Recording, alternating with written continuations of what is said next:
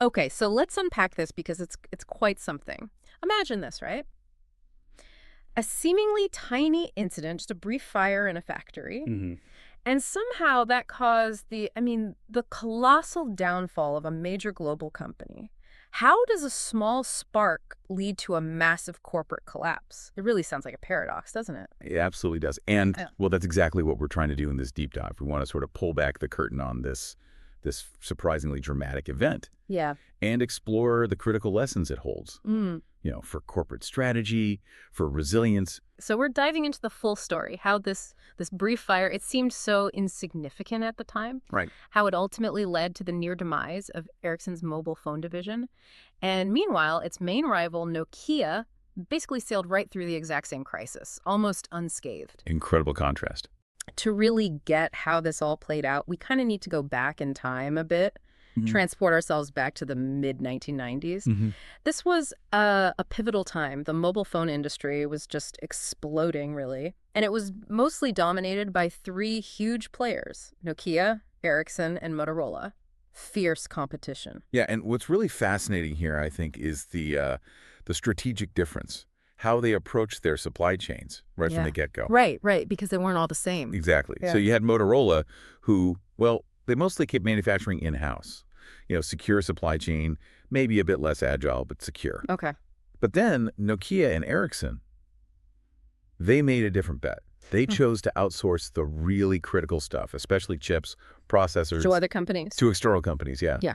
Particularly chips. That was the key. And when we say external companies, there was one titan really dominating everything back then, Philips. Oh, absolutely. They were just this manufacturing powerhouse, churning out, get this, 80 million chips per day. 80 million. It's hard to even picture that scale. Right, supplying something like 80% of the world's mobile phones. And the crucial part, about 40% of their output went straight to Nokia and another 40% straight to Ericsson. Wow. They were basically the backbone of the whole mobile industry at that point. Which, raises a really important question for you listening. Nokia, from the early 90s, Mm-hmm. they consciously decided to diversify. Mm-hmm. They worked with Philips, sure, but also with other chip makers, even if it cost them more sometimes. Okay, so they spread the risk. Exactly. But Ericsson, they went the other way. They decided, look, let's simplify. Let's rely solely on Philips for these critical chips. Just Philips. Just Philips. It probably seemed efficient, streamlined.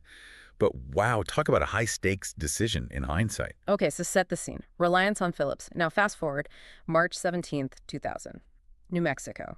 A lightning strike hits near a Philips factory. Power outage. Yeah, sounds like just bad luck, an act of nature, right? Totally. So the power goes out, the cooling fans stop, things overheat on the production line, and a small fire starts. Hmm. But it's put out really quickly, like 10 minutes. Firefighters hadn't even arrived yet. Okay, seems minor. That's what Philips told everyone. Their initial assessment to clients, Nokia and Ericsson included, was, hey, minor incident, just expect maybe a week-long delay. Seemed totally manageable. But, Right. and this is the critical part, that was a massive underestimation.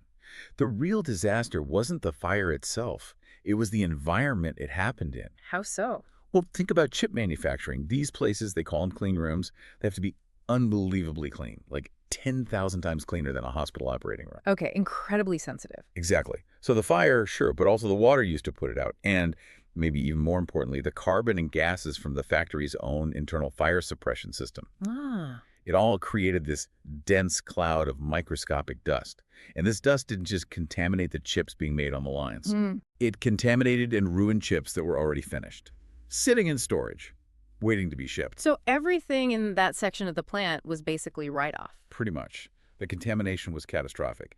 It meant a much, much longer shutdown than just 1 week. Okay, so here's where it gets really interesting, right? Because Nokia and Ericsson, both huge Philips customers, they get the exact same message. Same information.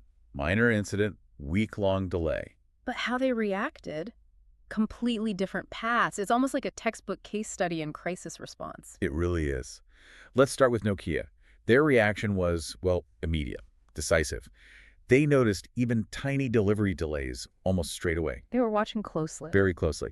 And when Philips kind of brushed off their concerns saying, oh, it's simple, just a week, that set off alarm bells, especially for Nokia's head of purchasing. Why specifically? Because, and this is such a critical detail, He actually had deep prior experience in semiconductor manufacturing. He knew how sensitive these places were. He knew a small fire could be a much bigger deal. Ah, so that internal expertise was the game changer. He could see past the initial report. Absolutely. It let them question the official line immediately, and Nokia moved fast, really fast. They sent a monitoring committee to the Philips factory, literally the next day. Not waiting for their usual weekly check-in. Nope. Usual protocol out the window. They were there the next day. And very quickly, they had a dedicated Nokia person stationed at the Philips factory, monitoring things hourly and reporting back constantly. Hourly updates. Wow. Within just 2 days, maybe 3, Nokia's top management knew the true scale of the problem. And here's the other key part. They activated a plan. A plan they already had. Exactly. A pre-existing alternative rescue plan designed for exactly this kind of supply chain disruption. This wasn't panic mode. It was like flipping a switch on a prepared strategy. Okay, so what did the plan involve? They went all in, formed an emergency team, about 30 people. Their only job, find chips anywhere, globally. Just grab whatever they could. Yeah. Grab everything. They started buying up all the available chip inventory, not just from Philips' other plants, but from competitors, from secondary markets at basically any price. Wow, aggressive. Money no object, just get the chips. Pretty much. Keep the production lines running at all costs. And it didn't stop there. Their engineers got involved too. How? They actually started redesigning some of their phone models on the fly, tweaking them so they could use different types of chips, ones that were maybe easier to find in the short term. That's incredible agility. A full company effort. Procurement, engineering, management. Total mobilization. Yeah. Real foresight, real agility. Okay, so that's Nokia. Right. Now, contrast that, Ericsson. They get the same message from Philips. Week-long delay. What do? Did they also send teams? Start questioning. No. Surprisingly, no. They heard week-long delay and basically just accepted it, dismissed it as a non-issue. Really? No follow-up. They chose not to investigate further at that point. Didn't send their own people to check things out. And this seems to point to a critical internal communication failure as well. Meaning? Well, reports suggest that some lower-level employees, maybe closer to the supply chain details, were aware there might be bigger problems. But that information didn't get escalated effectively. It didn't reach senior management. That's astonishing. How is that possible, given how much they relied on Philips? That's the million-dollar question, isn't it? Or rather, the billion-dollar question in this case. Ericsson's senior leadership didn't actually grasp the true extent of the disaster until sometime in April. April. The fire was March 17th. Exactly. Weeks later. And they only found out, really, when Philips officially announced that the recovery wouldn't be a week. It would take 6 weeks, minimum. 6 weeks minimum. By April? Oh, wow. By that point, all that crucial time was lost. And maybe more importantly, the global chip market had completely changed because of Nokia's actions. Because Nokia had bought everything up. Precisely.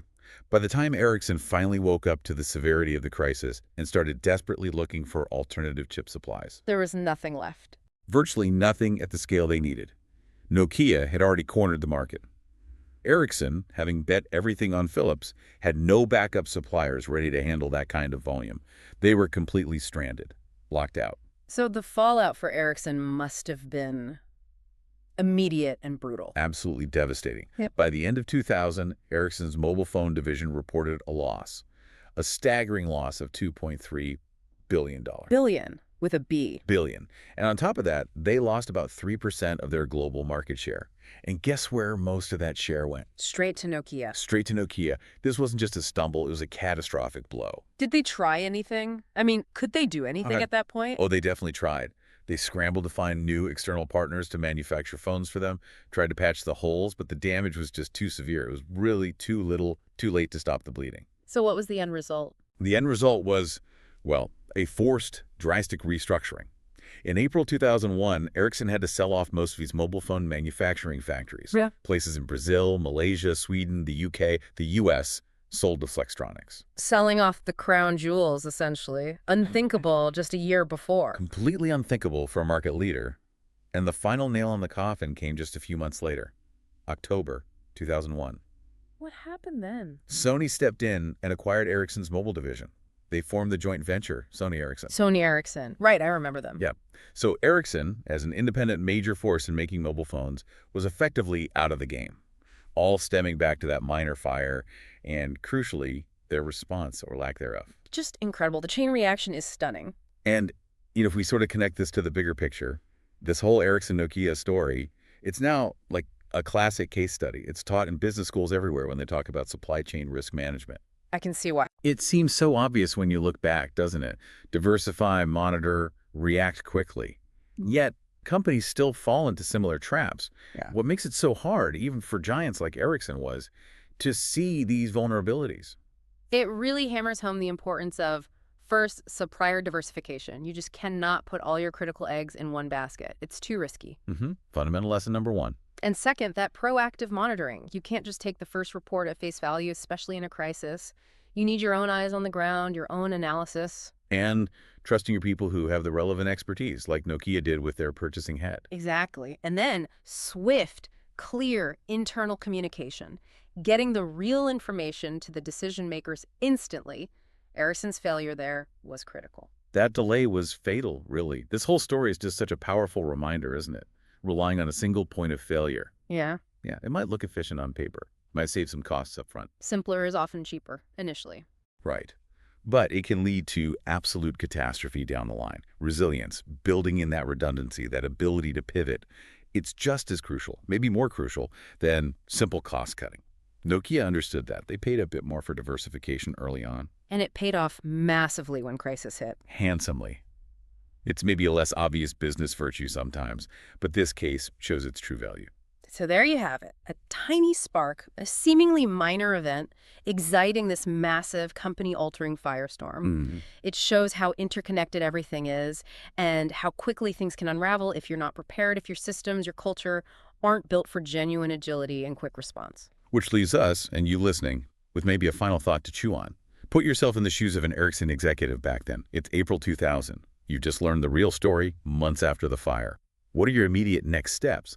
But more than that, how do you fundamentally redesign your company, its strategy, its communication, its culture, to make absolutely sure something like this devastating oversight could never, ever happen again?